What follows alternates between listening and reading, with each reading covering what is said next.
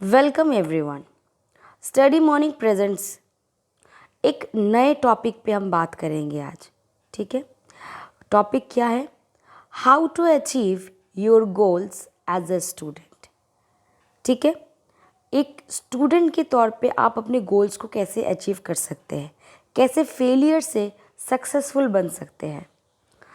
Before starting this video एक बात आपको दिमाग में रखना पड़ेगा। Dream big, set goals, take actions, तभी आप फेलियर से सक्सेस में जा सकते हैं। एक इंटेलिजेंस पर्सन के होने से भी ज़्यादा अगर आप सोचते हैं कि मैं सक्सेसफुल तभी हो पाऊँगा जब मैं इंटेलिजेंट और हार्ड वर्किंग होऊंगा, इससे भी ज़्यादा आपको पता है क्या चीज़ मैटर करती है? स्ट्रैटेजी। ठीक है, आप कि टाइम को कैसे यूटिलाइज कर रहे हैं, किस स्टेप पे कौन सी स्ट्रैटेजीज आप जो है प्ले कर रहे हैं to maximise your potential. Okay, इस बात को अपने दिमाग में रखते हुए अब हम इस वीडियो को स्टार्ट करते हैं। Plan your work. सबसे बड़ी बात मैंने कहा ना, स्ट्रैटेजीज बनानी पड़ेगी। तो सबसे पहले क्रिएट अ क्लीन प्लान। एक ऐसा प्लान बनाइए, एक ऐसा आउटलाइनिंग बनाइए ताकि कि आपका जो काम है वो बहुत ही स्मार्टली होता रहे। ठीक है, इस बात का ध्यान रखना है। प्लान योर वर्क, एक इस तरीके से अपने प्लानिंग बनाइए ताकि कि आपका पूरा सिलेबस उस टाइम पीरियड के ड्यूरेशन में कवर हो जाए। Planning should be good. एक गुड प्लानिंग आपको बहुत आगे तक पहुंचा सकता है। ठीक है, तो प्लान योर वर्क। अब अगर आपका सिलेबस है तो सिलेबस को देखिए, डेज के हिसाब से, चैप्टर्स के हिसाब से सिलेबस को डिवाइड कीजिए।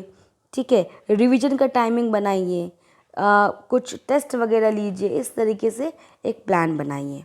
Follow a routine. आपको एक रूटीन फॉलो करना पड़ेगा।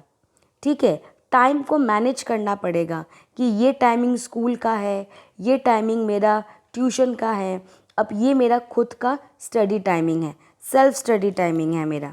ठीक है ना, तो एक रूटीन आपको फॉलो करना पड़ेगा। उस स्ट्रैटेजी पे तभी आप काम कर सकते हैं जब एक रूटीन बनाएं। ऐसा नहीं कि किसी दिन आपने 4 घंटा पढ़ लिया और किसी दिन आपने पढ़ा ही नहीं। ठीक है, तो you must follow a routine. Next क्या है? Take comprehensive notes.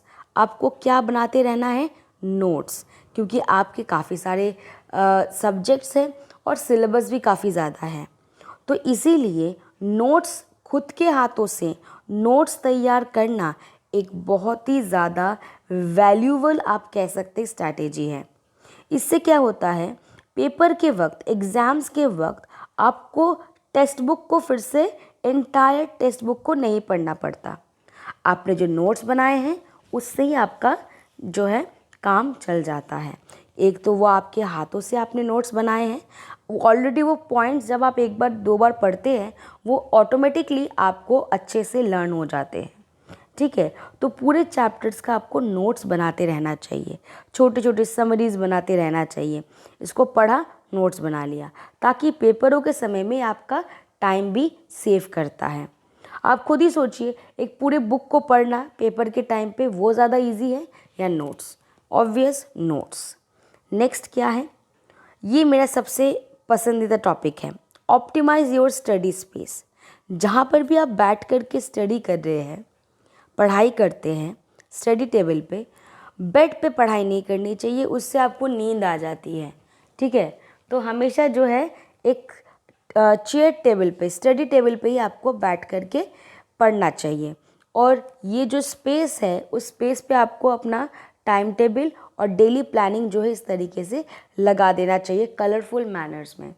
ठीक है, स्टडी टेबल जितना ऑर्गेनाइज्ड रहेगा उतना ही आपको जो है आपकी आइडियाज़ और ज़्यादा प्रोडक्टिव होंगे। और ऐसा कुछ अपने स्टडी टेबल में मत रखें जिससे कि आपका ध्यान जो है वो डिस्ट्रैक्ट हो। आपका स्टडी टेबल बहुत ही एक लाइब्रेरी की तरह होना चाहिए, डेडिकेटेड कॉर्नर होना चाहिए एकदम आपका बेडरूम का। ठीक है, जिसमें कि आपका वो स्पेस सिर्फ और सिर्फ ऑर्गेनाइज्ड हो और आपके पढ़ाई के ही योग्य हो और कुछ नहीं। वहाँ पे मोबाइल बिल्कुल भी नहीं होना चाहिए, इस बात का ध्यान रखें। Clear your all doubts. अगर आपके दिमाग में किसी टॉपिक से रिलेटेड डाउट्स है तो वो टॉपिक, इसका मतलब आपका क्लियर नहीं हुआ है। डाउट्स के साथ आप कभी भी उस टॉपिक पे मास्टरी नहीं कर सकते। तो ये आपको दिमाग में रखना है कि क्लैरिफिकेशन बहुत ज़्यादा चाहिए। जो कुछ भी पढ़ रहे हैं उसमें से क्वेश्चन अराइज कीजिए कि ऐसा क्यों हुआ, कैसे हुआ। इंटरेस्ट तभी बढ़ेगा, तभी आपको सारी चीज़ें समझ में आएगी, ठीक है। और जब भी कोई स्टोरी पढ़े उसके साथ साथ जो है इमेजिनेशन करना शुरू कर दे, तभी वो आप ज़्यादा उसको याद रख पाएंगे। नेक्स्ट है सिंगल टास्क फोकस। एक टाइम पे, आपने सुना भी होगा अपने मॉम डैड से कि एक टाइम पे एक ही चीज़ को फोकस करें। अगर आप ज़्यादा मल्टीटास्कर बनना चाहेंगे तो शायद से सब कुछ आपके दिमाग में जो है वो हौच पौच हो जाएगा।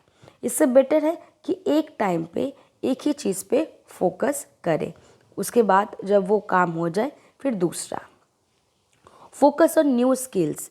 आपके एम से जुड़ा हुआ दूसरे स्किल्स की भी ज़रूरत होती होगी आपको।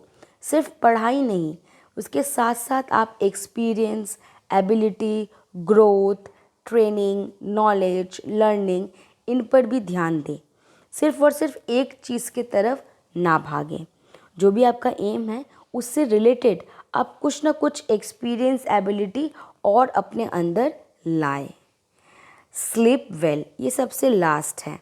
आपको बहुत अच्छे से सोना भी है, तभी जाकर के आप इन चीज़ों को फुलफ़िल कर पाएंगे। आशा करती हूँ कि ये वीडियोस आपको हेल्पफुल कर रहे होंगे, इसीलिए ये वीडियोस मैं आपको दे रही हूँ। देखिए यहाँ पे 8 इफ़ेक्ट्स के बारे में, इफ़ेक्टिव टिप्स के बारे में बताया गया है। अगर आप एक साथ सारे टिप्स पे नहीं काम कर सकते तो कोशिश कीजिए कि आप सबसे पहले एक टिप पे काम करना शुरू करें। जब आप एक टिप पे काम करेंगे तो दूसरा टिप जो है वो ऑटोमेटिकली आपको अपनी ओर आकर्षित ज़रूर करेगा, ठीक है। तो एक साथ सारे टिप्स पे ना काम करें, सबसे पहले एक टिप्स पे काम करें, फिर धीरे धीरे अपने टाइम के साथ इन टिप्स को आप ज़रूर फॉलो करें। Okay, thank you for watching guys.